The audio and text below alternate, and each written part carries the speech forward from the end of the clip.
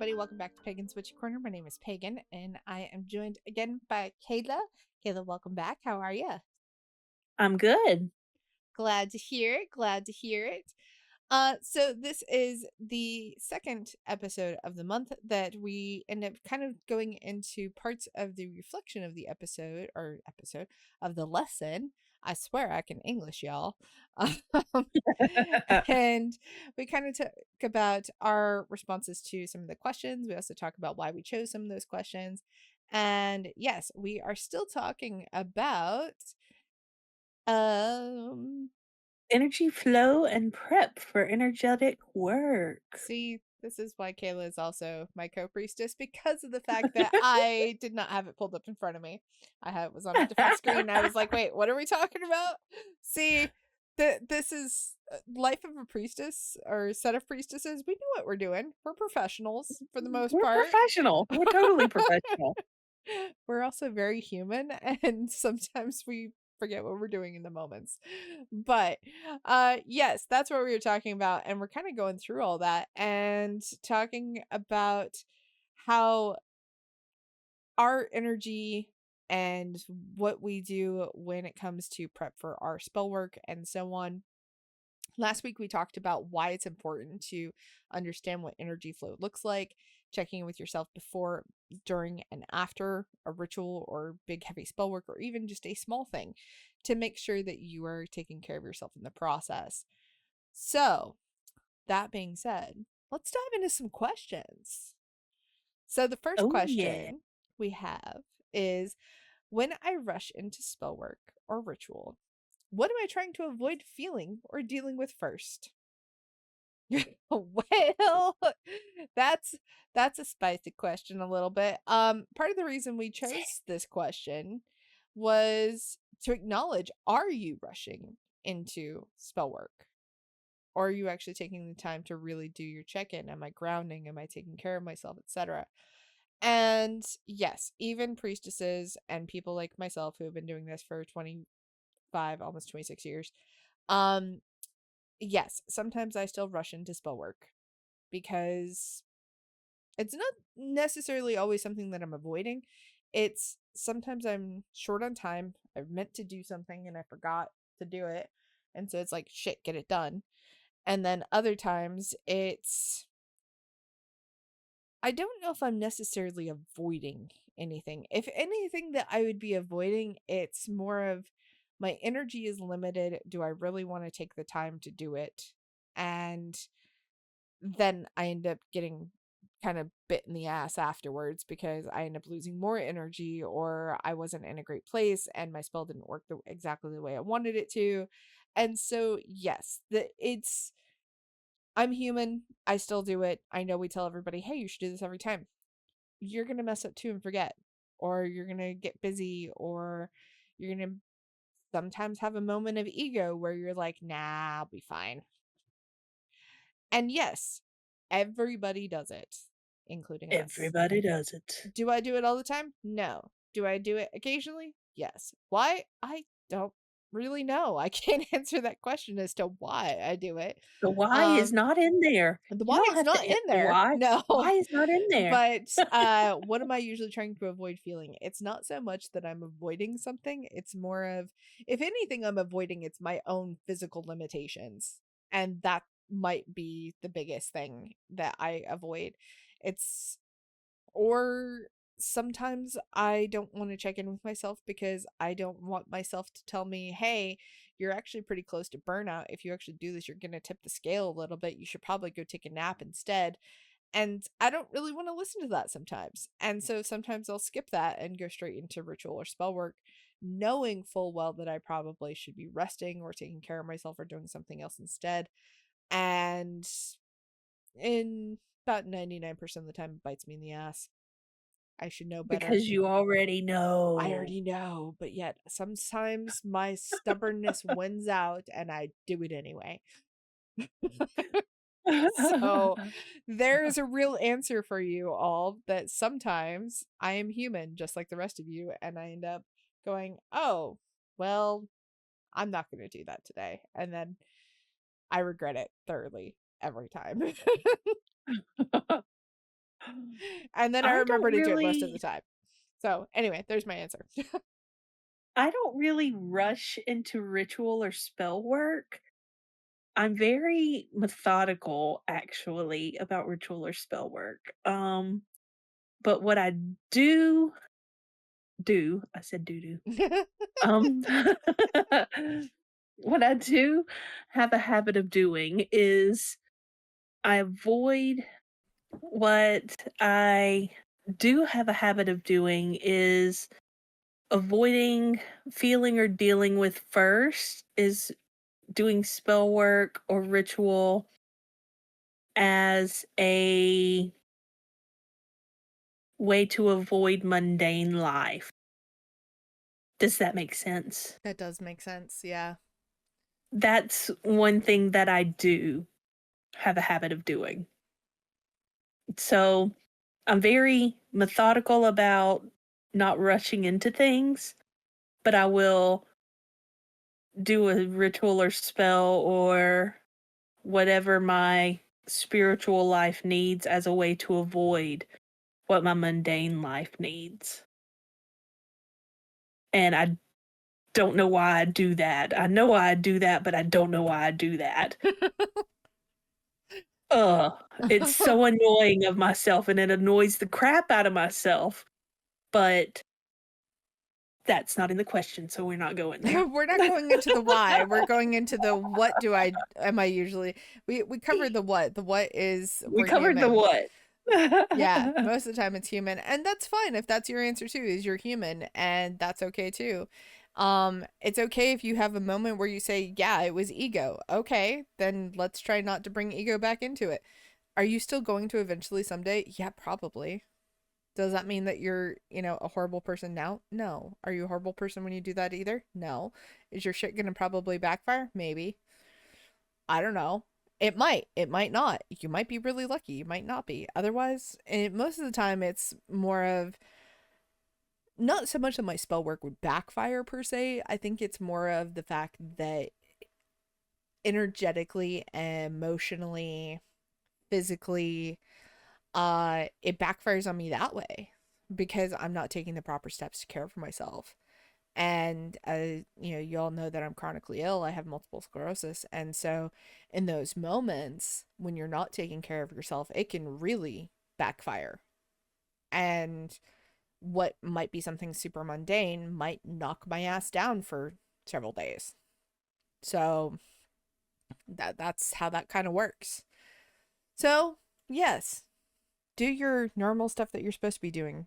You know, we try to do ours too. We just sometimes get cocky and forget. Yeah, um, so how you do we said that. know when our body or energy is asking us to slow down, pause, stop, and do we listen when it does? Do we listen? Not always. Do I listen? Not always. Sometimes I continue to push through because I'm ambitious, and sometimes my ambition causes me to have a fault. And that fault is that I want to do the things that I possibly can as much as I can because I understand the limitations behind health and what that looks like. Um, and so sometimes I want to not be chronically ill for an afternoon. And so I push through it. And then I really start to feel it afterwards. So, how do I know when my body or my energy is asking me to slow down, pause, or stop? Um, I will not be able to stay awake to do my spells, my prayers, whatever. I will fall asleep. That's usually my body saying, you relaxed enough to get into the headspace to do this. You did all this prep to get here, and your nervous system has calmed down enough for you to go and power off. It just happens. Other times I will be a space cadet. And what I mean by a space cadet is I will be very easily distractible. I can't keep my thoughts in focus. I can't keep my energy in focus itself. I will have a hard time holding a channel if I'm trying to do that. Uh Trying to remember parts of my spell if I didn't write it down, if I was trying to do it from memory. That's a big part of it. That's one of the big things of saying something's not right here. It's not just chronic illness. This is usually I've done too much and I'm still trying to push through it and it's affecting me. And in moments where I'm doing like a spell or something and the energy starts to fill off, that's one of those moments where it's like, this feels weird. And you immediately, or at least I immediately, will stop and go, this feels weird. I acknowledge it. And then I try to sit with it for a moment to see what it is. If it's me and my own anxieties and my own mundane stuff that's bleeding through, I kind of address it a little bit and be like, okay, we're putting this on the back burner. When we're done with this, we'll address that. But if it's something that's happening within the work itself, I really have to address what's happening there. And so sometimes spells get paused, channels get stopped. Um, we have to slow down and assess what we're doing sometimes and see if we're on the right road. And that doesn't mean that it's failure. It just means that's what's happening in that moment. And so listening to my body is something I do try to do as often as I can, but I also acknowledge the fact that I am somebody who sometimes forgets that I'm chronically ill and tries to schedule myself to do all the things. And then I'm like, where did the day go? I've only worked for 2 hours. What happened? And then I forget that, oh, yeah, you had a slow morning start because you couldn't really get woken up because you were exhausted. Once you finally got woken up, you forgot you had to eat. Once you ate, you were a little bit tired again. So you had to do, like, there's so many little nuanced things that happen that I forget, oh, this is why this didn't happen in that day. And so I have to Yeah. remind myself, hey, if you only worked 2 good hours today on whatever it is that you were trying to work on, you worked 2 good hours. That's still a win. You still got things accomplished. It may not have been the 30 things on your to-do list, but you still got some things accomplished. Even if it was just starting the project. And I had to train my brain to not get down on itself to when I was trying to do something. And that also applies to spell work, that sometimes I would get everything prepped to do some kind of spell work, spell crafting, something, and then my energy just tanks. And it's not because I wasn't prepared for it. It was just, I might have ignored all the signs prior to that. And then when I actually got sat down to do something and again got in that headspace, my nervous system slowed down enough for me to go and power off. So that's kind of me. Kayla, what's yours? So when I know when my body is asking me to slow down, I have very specific triggers. My joints and my lower back will just start giving out. That's my body. My energy is different. My energy, I get lethargic. I get very lethargic when my energy is waning. When both of them go together, just it's lights out. I'm done. My body and Nap my energy, Central. body and energy at the same time. Nap time. Mm-hmm. It is nap time. Do not pass go. Do not collect $200. It is nap time. Um, that's when they're asking me to slow down. Pause, stop. Do I listen when it does? My body, I don't really have a choice. Um, it's a physical thing, and chronic illness being what it is, I will push through as much as I can, take the meds, do what I can, but it's one of those things that there's not too much more you can do. Energy, I will try to stay not lethargic, but I listen for the most part when my energy is waning. Now it depends on what it is with energy. If I have to listen to whether or not it is just been a long day, because you've got to factor in, okay, is it chronic illness causing me to be lethargic? Or because I've had a long day? Or is it spiritual energy, physical energy? What is it causing me to be lethargic? Because I do have chronic illnesses. Is it epilepsy coming? Am I about to have a seizure? Mm-hmm. What is it gonna cause? What is it causing the lethargy? What is it? What is it, Will Robinson? I don't know. And so you've got to pause and take kind of a physical and spiritual assessment and say, okay, what's going on? And once I've taken that assessment, if it's something spiritual and that spiritual energy that is low, that is making me slow down and making me want to pause and stop, I listen when it does. I try to listen when it does. Let me correct myself. Mm-hmm. I try to listen when it does and say, okay, I've got to stop. And there's been times when Pagan and I have been channeling and we'll say, okay, I've reached my limit. Can we trade off? Mm-hmm. And one or the other of us will trade off channeling. And that's not a failure of either of us. It's okay, my energy is waning. Here's my limit. At the end of this channel, that's my limit for tonight. And then the other will pick up and say, yeah, I've got the next whatever we're doing. Mm-hmm. And so I try to listen when it does.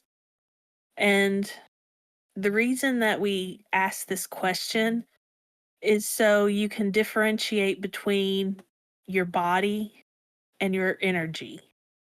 Because there's a difference. Yes. There's a different feeling between your body and your energy. And your body asking you to pause and your energy asking you to pause are totally different things. And I don't know how it is for someone who's not chronically ill to differentiate from those things because I've never been not chronically ill. Same. So I don't know. Even when I didn't know I was chronically ill, I was still chronically ill. Yeah. So I don't know. But there's a difference between those two things. So I don't know how to explain it for a quote unquote regular person. I've never been regular either, so Nor me. have I. So if, you're not chronically ill, I'd love to know your thoughts on that, too, because yeah, that's a how do you whole describe it? foreign thing for us because we know the difference between also as somebody who deals with chronic fatigue and all that too. I can tell you what's general tiredness versus my body's crashing tiredness. Yes. It's not I would the love to same. know how someone that doesn't have like fatigue issues and all of these different things, how do they differentiate between body and energy? It's fascinating. Y'all comment and tell us. Please. Because I want to know. I genuinely want to know. Yeah, because how do you differentiate between body and energy if you don't have fatigue, like chronic fatigue? Scientifically, How we do you want to know? know. Yeah, from a scientific perspective, I'm like, tell me more. I would like to know. Right. Um, Yeah, I'm sitting here with my fingers together, just tapping my fingertips together going, "Wow, how do you do it?" um, so what does being present feel like for us during spiritual work? And how do I know when I've left that presence? That's pretty easy, at least for me. Because when I feel like I'm present in spiritual work, the rest of the world kind of blurs out, so to speak. Not necessarily in sight and fully sound. It's just kind of like somebody turns the volume It's in the down. It's background. in the background, and I'm in tune with me. I'm in tune with my body. I'm in tune with whatever I'm about to do. Sometimes it takes me a little bit to get there, depending on how chaotic my brain is. And hello, Ludo. Thank you for your input as well. He's very serious. um, but we have those moments where, or at least I do, where I end up going, okay, I need to take a extra 5 minutes or so to really kind of get into it. And sometimes if I'm channeling, connecting with somebody, it's a slower connection sometimes. Now, when I've left that presence, the world gets loud. I feel disconnected, so to speak. I will not be able to do what I was trying to do if I was, say, for example, again, we're using channeling because that's a big thing that we're doing. Um, I will lose the channel. I'll lose the ability to hear or see or whatever I'm doing in that moment. Um, it will just feel like somebody kind of put them on mute. And then I either have to ground and come back if I can, but sometimes that's also my body of saying, hey, energetically, we don't got anymore. Like, we're tapped out. Like, we can't maintain physical stuff as well as trying to do this too because we're depleting the battery too quickly. So I either have to stop Mhm. what I'm doing and say tag somebody in like Kayla or say, hey, it was nice chatting with you, but I'll chat with you later. I gotta go take a nap. Um, Yeah. that's kind of how that works. And it doesn't mean that I am not focused in that. I can absolutely have the deepest focus and be completely sucked in, and then suddenly my body just is like, nope, you need to rest, you need to take care of yourself, something's not right here. Or also there's other times when I leave like a channel or it feels like I have left a channel, it's because whoever I'm talking to is also disengaged, and sometimes that Yeah. just happens. um Yeah. and it's not that I've offended whoever I'm talking to. It's just sometimes they're like, no, I'm done talking. Thanks. Goodbye. You know, Yeah. and that's just how it works. So, yeah, Exactly the that's same answer. exactly the same answer. Yeah. But yeah, Like, it's like everything just becomes blurry and everything is just in the periphery, and everything where I'm at is in super focus. yes. Now, I will say that it's harder for me to get into presence and focus if I'm not blindfolded. If I'm trying to do like Yes. channeling or some kind of big spirit work that's not at my altar. If I'm doing spell work, it's not so um it's easier because I have things I can look at, I have focal points and stuff like that. But if I'm trying to Yeah. do more astral or spiritual work, I have to be blindfolded because otherwise my Same. brain's gonna be like, "Ooh, looky shiny," Yeah. Same. and that's just the ADHD, and I can't do anything about it. So blindfolds works really well. Blinders work great Blindfolds for for the horses, win. and they also work great for channelers. And um, we have several different kinds. Here's the cooling one, here's this one, here's that one. it's very true. Um, so yeah, and kind of why we chose that question was um for you to kind of tune into yourself and be like, okay, what does being present feel like? how does it feel like when I lose connection or when I've been distracted or had my focus pulled or something like that? What does that mean for me as, a practitioner? And what does it look like and feel like? So you can be aware of it. So that way, when it happens, you're like, oh, that's what this is. Okay. And so, yeah, it's good to know that.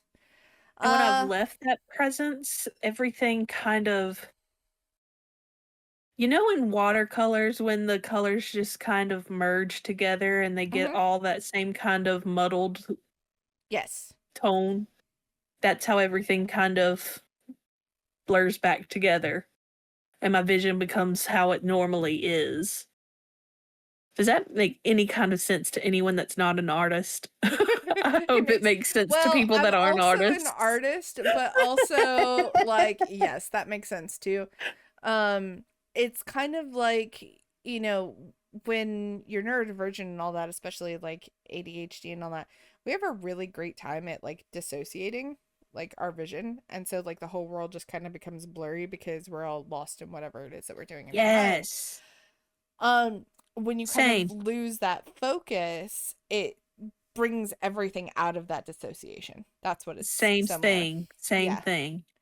So that's a big part of how it kind of looks and feels, at least from my perspective. And the same with when I'm doing spell work at my altar, because I'm not blindfolded, it's the same dissociation thing. When I'm in it and the energy's moving through me and all that, that dissociation happens where I'm like not visually seeing everything. And then when the focus is either coming back or I'm changing something or the energy is shifting, sometimes it will pull me back out of that dissociation. So, Ah. yeah, that's kind of the differences for me. Um, but yeah, so yours is all pretty much the same. Yeah, exactly the same answer. I was like, yeah, check, Okay. check, yeah, check. Cool.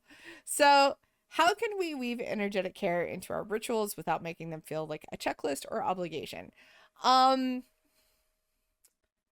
I don't ever feel like it's a checklist because I kind of made it second nature. And again, it's one of those things of when I'm rushing, it's either ego or I'm too tired to actively engage in it, and all that. So, how do we energetically weave it in? It's you just make it part of the work. So, you sit down at your altar, you're grounding by checking in, you're doing your breathing, getting in that headspace. Once you're in that headspace, you begin the work, do all that.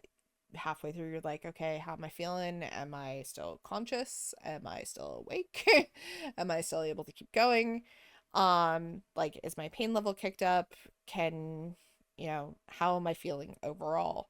And then finally closing out everything and making sure that uh I'm feeling okay, that I've done my cleansing, I've done my stuff, I've done my replenishing. Like, how tired am I? Do I need to go lay down? Do I need to go do those things? And that is where it really goes from being obligation or a checklist to it's just part of what you do. And that just comes with repetition and practice, I think. So that's my answer. Why do you steal my answers? I'm You're stealing my sorry. glory. You make it part of what you do. You just weave it into part of your spell work. It is literally part of your spell work. It's part of your job as a spell crafter to make that part of your spell. I think, And oh, that's go what ahead. you do. I That's what you do. I think also a big part of probably why you and I have very similar answers about those is because A, we know each other very well and we're very similar, but B, um being both chronically ill, energetic care or even physical care is something that you have to remember to do because True. if you don't, you'll crash. Like, it's not if you'll crash. It's more of a when you'll crash. But When? it's more of like, okay, is this coming now or do I have some time to keep going? Am I And if able I to have keep time doing to this? keep going, am I gonna crash in an inopportune time? Right. And like, how high is your, pain level? How high is your energy level? How high is this and that and everything And that you're you're trying to constantly do? keeping check on all of those Yes. things. And like, for example, when Kayla and I are doing temple work, we will check in with each other throughout the day, like, how you doing? How you feeling? Are you okay? Like, do you need to go rest? Like, are you okay? Like, how's your pain, etc. Have you eaten and hydrated today? Yes, we do that because we'll forget. And Yes. that's because we're making sure that not only are we taking care of ourselves, but we also take care of each other. Because being Yes. chronically ill, we will hyper focus and forget that the outside world and our bodies exist, and our bodies are screaming at the top of our lungs, but the hyper focus is too loud for us to notice anything else. And Mm-hmm. so you'll just keep going and going and going. And then you eventually crash like the Energizer Bunny. So, Hey, he keeps going and going. as long as he's got the battery power for it. But when he doesn't, he crashes. So yeah, those are kind of why we do that. And the reason that we really put that question in there too is not only to make you think about, okay, how am I integrating this into my practice? But if you're not integrating it, how can you? And where else can that energetic care outside of ritual really be applied as well?